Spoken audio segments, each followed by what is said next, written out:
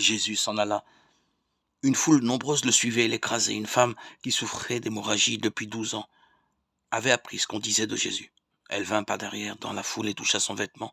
Elle se disait, si j'arrive à toucher au moins ses vêtements, je serai sauvée. À l'instant, sa perte de sang s'arrêta. Jésus s'aperçut qu'une force était sortie de lui. Il se retourna au milieu de la foule. Qui a touché mes vêtements? Alors la femme craintive et tremblante, sachant ce qui lui était arrivé, lui dit toute la vérité. Mais il lui dit, ma fille, ta foi t'a sauvée, va en paix et sois guérie de ton mal. Marc 5, 24-34. La femme malade pense que le simple contact physique, même furtif avec Jésus, va la guérir. Marc et Luc disent en effet que Jésus a senti qu'une force était sortie de lui. Luc 8, 46. Il y aurait eu chez Jésus comme un fluide guérisseur.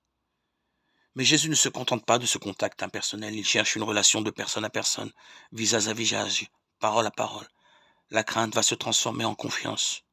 La croyance superstitieuse va devenir une foi en une personne qui lui parle avec bienveillance et lui révèle la vraie cause de sa guérison. Ta foi. On retrouve ici, pour l'idée chrétienne du salut, les points importants de la doctrine biblique.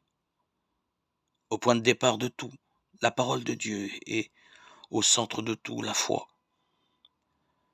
Le salut chrétien est la rencontre de deux libertés. La liberté pure de Dieu qui va vers l'homme en Jésus-Christ pour le faire vivre pleinement. La liberté souvent hésitante de l'homme qui accepte, accueille la parole et donne en Jésus-Christ à Dieu une confiance sincère et entière. Ce qui est déjà vrai dans la vie de tout le monde. C'est ton regard qui m'a délivré, c'est ta présence qui m'a fait naître à moi-même. Devient, pour le christianisme, la vérité de base. Le salut profond de l'homme n'est pas dans une force cosmique, ni dans une technique spirituelle, ni dans un livre ésotérique, ni dans une loi.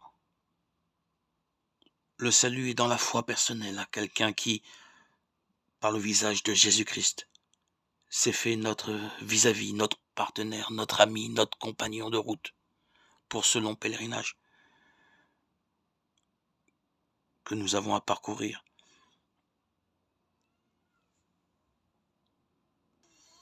Dans cet exil terrestre, où l'âme ne peut vivre,